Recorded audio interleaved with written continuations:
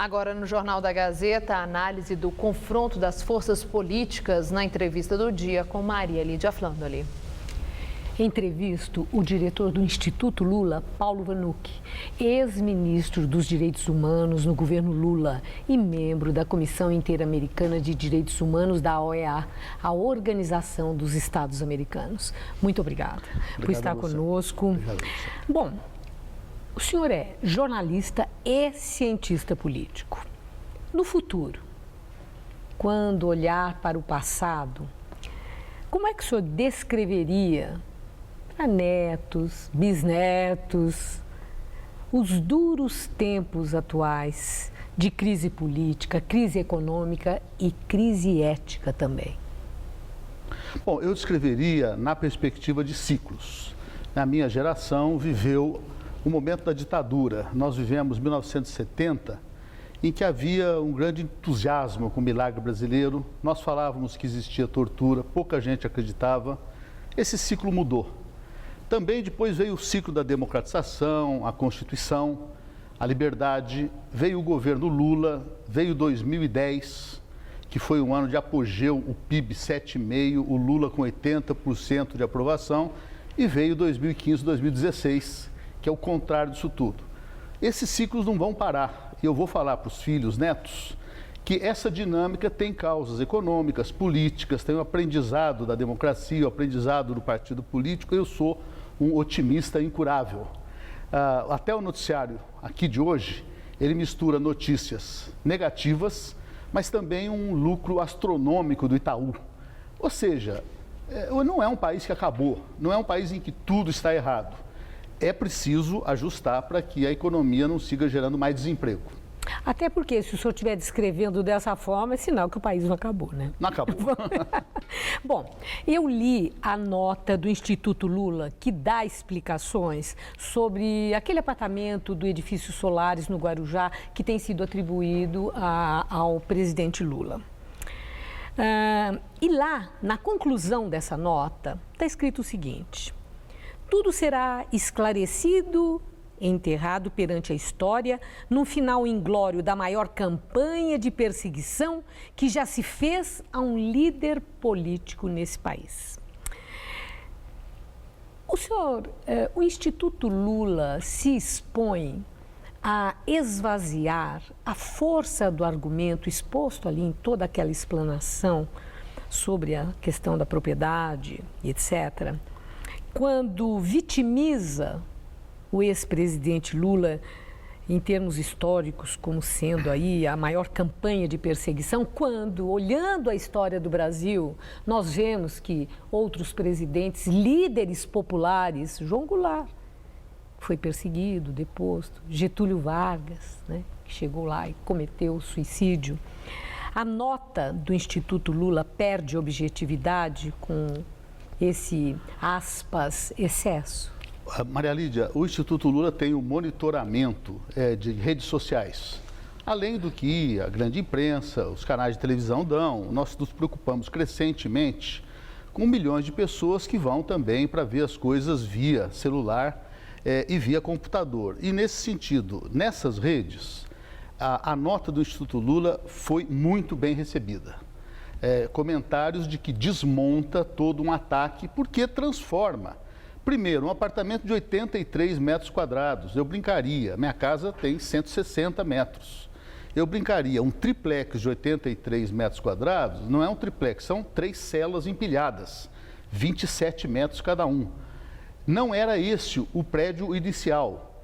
E claro, o advogado do Lula, Nilo Batista, ex-governador do Rio, ele ainda declara hoje, tem candidato presidencial da última eleição que tem apartamento na Vieira Souto, que é o metro quadrado residencial mais caro do Brasil, no Leblon.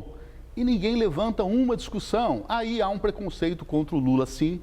Há um preconceito de que o migrante, o pobre, o sindicalista, ele não pode ter. Pode. E o mesmo Instituto já informou e mantém na rede que no período pós-presidencial, ele fez palestras no mundo inteiro remuneradas entre 50 mil, 100 mil, 200 mil dólares. Como Fernando Henrique, e colocou a soma de 20 e tanto milhões, que a empresa que ele criou para essas palestras reuniu ao longo de 4, 5 anos. E do Fernando Henrique ninguém pergunta por quê. Ao Fernando Henrique é autorizado fazer palestras remuneradas e ao Lula, o migrante, sindicalista, não é. Então há preconceito também nesse ataque que se faz contra ele. Bom, agora uma outra questão, a sua avaliação sobre a situação da economia do Brasil. Eu vi na sua coluna na Rede Brasil Atual que o senhor manifestou uma esperança, uma expectativa positiva com a queda do Joaquim Levy e substituição pelo Nelson Barbosa, de enxergando, né, a possibilidade de um novo rumo para a economia. E no seu comentário, de alguma forma, o senhor estava culpando o Joaquim Levy por ser um tecnocrata, pelo descalabro que chegou à situação do país, essa recessão, o desemprego, a perda de arrecadação em todas as instâncias do poder, municipal, estadual, o federal. A minha pergunta é: o senhor isenta a presidente Dilma da responsabilidade por essa situação em que o Brasil está? Não, eu acredito que a presidenta Dilma, sabidamente, é uma presidenta muito ciosa da sua responsabilidade e autoridade. Ali não existem ministros autônomos. Quando eu falo do Joaquim Levy, é porque foi uma opção polêmica de Dilma que eu entendi, porque ela pensou, não posso governar contra o mercado. O país é um país capitalista, com empresas importantíssimas. Eu tenho que fazer um programa de presidenta interessada no povo, no social, nos mais pobres, mas tenho que sinalizar. E a sinalização foi de uma pessoa que não é, digamos, um Meirelles, não é um Trabuco, não é um Abílio Diniz, que são grandes líderes empresariais. É de uma pessoa que vem de uma formação que é uma formação neoliberal. O Nelson Barbosa é uma correção, não no sentido de que ele vai virar as costas para o mercado, isso é impossível de fazer, mas vai continuar dialogando com o mercado e também levantando questões que são inadiáveis. O ajuste do Levy, ele transformou as dificuldades econômicas de um ano antes em dificuldades muito maiores. A inflação não caiu. E olha, ou a Dilma e Nelson Barbosa retomam em algum momento algum programa de incentivo ao crédito, às compras, ou o emprego vai continuar caindo, a arrecadação cai, os problemas dos próprios governos vão se tornar cada vez piores. Bom, agora a questão política.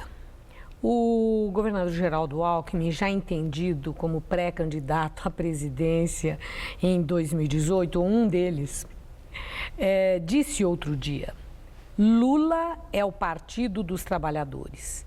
Lula é o retrato do PT, partido envolvido em corrupção, sem compromisso com as questões de natureza ética, sem limites. Palavras de Alckmin. Como é que o senhor entendeu Geraldo Alckmin proferir essas palavras, ele que é sempre contido e cuidadoso com as palavras? O Instituto respondeu essa declaração também, dizendo que o governador devia prestar contas do escândalo. Alstom, Siemens, metrôs e trens paulistas, que envolve inclusive um conselheiro do Tribunal de Contas do Estado, Robson Marinho, contas milionárias na Europa, como Eduardo Cunha. E claro, todo mundo notou também que não é a natureza conhecida do Alckmin. Possivelmente é aquele papel de acirramento, do tipo, olha, existe nesse momento uma queda da popularidade do Lula, as manifestações da direita fazem o tal pichuleco associando o Lula a um presidiário, o Aécio bate muito pesado e as nossas pesquisas mostram que é preciso bater no Lula também. Então ele fez aí uma espécie de surpresa que entra agora. A resposta do Instituto também é uma resposta pertinente. Alguém fala alguma coisa dos bilhões envolvidos, Siemens, Alstom, com autoridades suíças provando, com contas de um conselheiro do Tribunal de Contas que já foi cotado para ser governador de São Paulo pelos tucanos. Falou-se muito, né? Então, há um desequilíbrio. Quando envolve PT, Dilma, esquerda, aí a acusação da maioria dos órgãos, segmento judiciário, é rigorosa, é forte. E quando aparece um problema, Petrobras, Fernando Henrique na Argentina, quando aparece doação para o presidente Sérgio Guerra do PSDB, quando aparece o escândalo dos trens, o trem-salão paulista, isso some da mídia.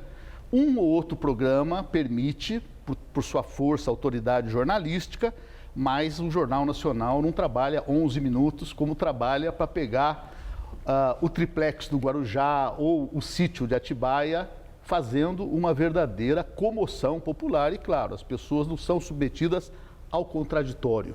O contraditório é do bom jornalismo. Eu apresento duas opiniões, eu ajudo a interpretar, mas deixo o cidadão, a cidadã formarem a sua convicção. O resto é manipulação midiática. Eu agradeço a sua entrevista e a clareza com que o senhor expõe suas ideias. Muito obrigado. Muito obrigado. Uma boa noite. Muito obrigado. Gamberini.